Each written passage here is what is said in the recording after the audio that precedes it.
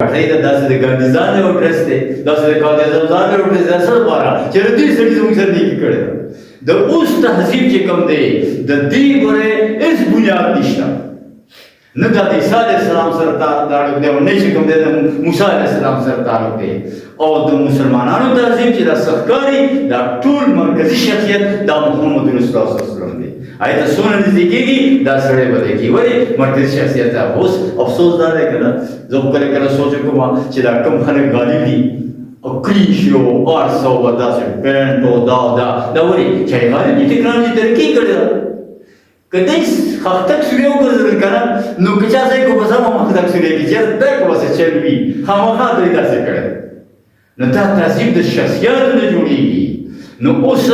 شخصي چې کوم دی هغه مرکزي شخصیت خو د مسلمانانو محمد رسول الله وسلم دی بلکې د ټولې دنیا دی په دې وخت کې ما ممکن دا خبره پای کړې وه چې هغه کوالیفیکیشن ټول لیکلي چې په دې وخت کې د ټولې دنیا یعنی هیرو او د هغې امام او د هغې رهنما او لیډر دا محمد رسول الله وسلم نه بل څوک کېدی نه شي نو دوستانو هغه خلک غالب شي نو کور هغه د کېږي نو دې حوالې سره چې دغه مشن مخکې تلل دي او په دغه مشن کې حصه اخیستل دي ویضع عنهم اصرهم والاغلال التي كانت عليهم فالذين آمنوا به وعزروه ونصروه واتبعوا النور الذي أنزل معه فأولئك هم المفلحون نو شیطان په دې باندې چې کوم دی کوم جن دی چې دا دی پړ کې د محمد رسول الله وسلم عشق او محبت لري دا عشق او محبت به دغه نظام ته راشي وځي چې زه خو غیرت کوم چې دا حکم به څنګه دا شریعت به څنګه تاسو پامات کوي لکه رحمان بابا وایي که نه زه په تا باندې مین د ازل نه نه چې نن کړې مې نن ورځ د ابتدا چې دا ستا رحمان چې ستا د عشق په تېر شهید شي چې دا ستا د عشق په تېر شهید شي د رحمان غاړه به هله شي ادا ته چې زما محبت دی چې الله سره او رسول سره نو دا څیزونه شیطان نه خوښوي چې دا خو نه کېږي دا خبره راته بیا اندازه نه شي نو دې دپاره دوستانو دا خبره چې محمد رسول الله صلی الله علیه وسلم دغه مشن به خامخا کېږي دا حالات چې کوم د دنیا روان دي محمد رسول الله صلی الله علیه وسلم حدیث دی 15 دور ښیي 15 چې فیکم نبوتون تاسو کې به نبوت وي چې که څوک ورغواړي الله به وي بیا به دا ختم شي بیا به خلافت علی منهاج النبوه زما په طریقه باندې به خلافت قایم شي دا به دویم دور وي هم چې څوک وري الله وغواړي هغه ختم شي بیا به په تاسو باندې خپل بادشاهان کېږي او تاسو به کټ کوي داسې ملکونه عادون داسې به راشي بادشاهان چې به تاسو کټ کوي هغه ملوکیت دور هم ختم شو بیا د هغې نه پس به په تاسو جبري حکومت راشي او دا مستند حدیث دی چې جبري حکومت به راشي چې غیر وي او تاسو به د هغې نه تنګ شئ او هغه به څه وخته پورې بیا به راشي ثم تکون خلافة علی منهاج النبوة ثم سکته انور پس هوی چې څو پورې بیا به شي بیا به راشي چې دا راله اخري خبره چې بیا به زما په دې طریقه باندې په دې امت کې دا زمان مشن قایم شي ظلم او زیاتۍ به ختم شي د الله نظام حیات به قایم شي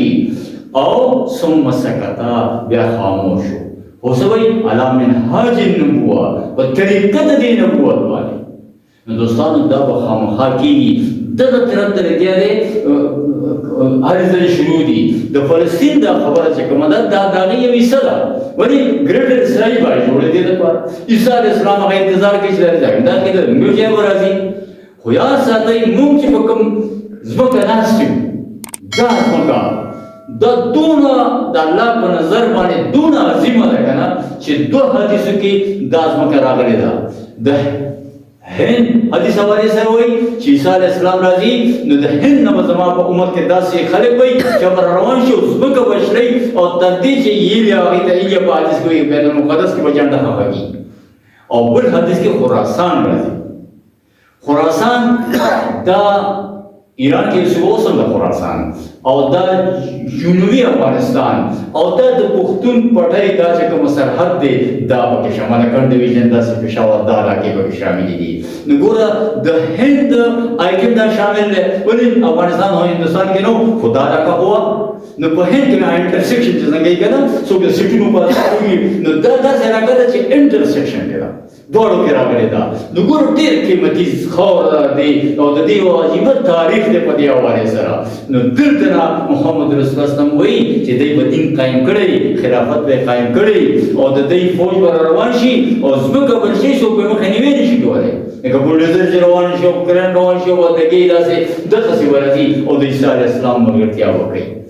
او دغه دا سټیج لګېده تیارېږي. هغه مرحله ډېر پوهان وایي چې عالمان وایي چې بس عیسی علیه السلام راتلو والا دی او بس مهدي چې کوم دی هغه راځي دا خبرې کېږي. خو دا اخري سټیج چې ما تاسو ته کوم حدیث ویلی نو څلور دوره بالکل ختم دي. د نبوت دور، د خلافت دور، د عدم ملوکیت دور، د جبري حکومتونو دور دا سره ختم شو. صرف باقیات دا د هغې نظام پاتې دی. دلته انګریزان لاړه، ولدنده لاړه، فرانسویان لاړه، ټول علاقې قبضه کړې دي. اوس هغه اخري دور شروع کېدو والا دی او په دې کې چې تحریکونه راوچت شول او دا به انشاءالله خدای پاک کامیابوي د محمد رسول الله صلی الله علیه وسلم په طریقه باندې. نو دوستانو ګورئ اصل دی چې غفلت کې وخت تېر نه کوي، په دې خبره باندې ځان پوهول دي او انشاءالله تاسو سره به ځان د پیرود بیانوم چې دا څه طریقه وایي، دا څه حساب دی چې دې باندې موږ پوه شو. نو داسې زموږ په ذهن کې چې وي الله به موږ ته توفیق راکړي، موږ وځو خپل حصه پکې اچول غواړي او کېږي یا نه کېږي. د محمد رسول الله صلی الله علیه وسلم منل اخري تقاضا چې هغه مشن کې شامل شي او هغه مخکې بوځي. نو دوستانو څه چې د الله په لاس کې دي خو موږ خپل حصه پکې اچوو او الله به هغه په یعنې په حقیقت کې بدل کړي. ګوره کله چې جادوګر کړه دا چې کله بین الاقوامي یو د پوره وخت کې اډورټایزمنټ وشو چې وایي داسې یو جادوګر راغلی موسی علیه السلام یې ورته یادو او دې دپاره تعلیم یافته هغه اعلی سپیشلیست چې کوم دی راولی هغه جادوګر چې راغلل نو هغوی چې موسی علیه السلام په یو ډرس کې وکتو چې امسا ورسره ده او ملا یې تړلې ده کمربند دی هغوی پوه شو چې دا بین الاقوامي سړی دی چې دا دونه خلکو ته راغونډ کړي مقابلې ده نو دا ډرس هم څه خاص ډرس دی. نو هغوی هغه قسم ملاګانې وتړلې او پړي راواخېسته او ډانګي به راواخېسته او میدان ته راغلل او ډېر په ادب سره خبرې مو کړې. ګوره نو د هغوی دا ادا چې په هغې ړنه خو پیغمبر نه مانه جادوګر یې ورته مقابلې له راغلي وو خو د هغوی یو اتباع یې وکړه او هغه اتباع الله ته دونه خوښه شوه چې هغوی فوراً ایمان وړو سجده پرېوتل. اللہ والا دون توفیق ورکو. نو یو شاعر بھی نہیں کہنا تیری محبوب کی یا رب شباہت لے کے آیا ہوں حقیقت تو اس کو کر دے میں تو صورت لے کے آیا ہوں. یا اللہ ماں کو صرف نقل کر دے ماں کو صرف شکل صورت جوڑ کر دے حقیقت دیتا بدل گا. نو ګوره کمه نه ده چې جادوګر ته الله تعالی دونه توفیق د ایمان ورکړو په وخت کې دغه شی نو بیا موږ ته هم الله زموږ مدد کوي. نو دې حوالې سره چې په دې خبرو موږ ځان پوه کړو زموږ دا نن پیریډ په دې باندې موږ به ختم کړو چې د محمد رسول الله صلی الله علیه وسلم حوالې سره دې نه پس به موږ اوس په عمل صالح باندې خبره کوو چې وایي اوس به دا مخکې څنګه ځو. نو دې سره نو دا رسالت آخرت او ایمان بالله دا تاسو ته څه ناڅه وشو. ګوره کله چې قرآن ویل کېږي نو د بنده په منځ کې الله وایي زه پرده اچوم. پرده څنګه اچوم؟ قرآن چې کوم دی نو دا حجاب جوړ شي. ولې چې قرآن کوم دا خبره کوي نه دا سړی دا نه مني نو دې چې دا نه مني نو آخرت هم نه مني ډېر دی په خپله دا ومني. نو چې په خپله ته ومني نو وایي چې کله ته قرآن وایې دی خلکو ته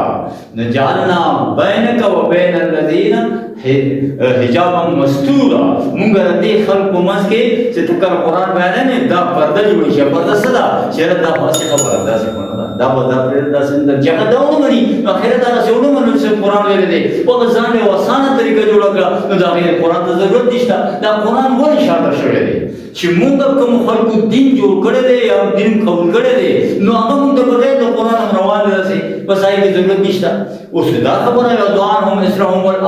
اولادتیږه او هغه دلته کانت علیهم چې هغې باندې کوم غلامي ده او کوم مصیبت دی هغې نه ته راوباسي یا معاشي او سیاسي نظام مسلې هغه حل کوي ولا نو دې دپاره خو ژور قرآن به کتل غواړي. لهذا هغه مسله خو موږ د دنیا سره تړلې پیغمبر نه مو معافه کړې ده نو دغه وجه ده. نو الله تبارک وتعالی अल्लाह दे मुंग अता से तो मोहम्मद रसूलुल्लाह सल्लल्लाहु अलैहि वसल्लम मोहब्बत पैदा की और दाग सीरत और दाग मिशन बाने अल्लाह मुंग की और दाग पर तरीके दे मुंगवार की दुआ की या रब आलमीन मुंग बाने रहम फजल की या अल्लाह मोहम्मद रसूलुल्लाह सल्लल्लाहु अलैहि वसल्लम पर तरीके बाने रवान की या अल्लाह उम्मत मुस्लिमा जे कम बदी मुसीबत और तकलीफ की दे या अल्लाह मुंग दी जालिमान नो तख्त मशका मजोड़े रब्बना ला तजअलना फितनतल लिल कौमिज़ ज़ालिमीन व नज्जिना बिरहमतिका मिनल कौमिल काफिरीन सल्लल्लाहु तआला अला खैरि खल्क़िही मुहम्मदिन व आलिहि वसल्लम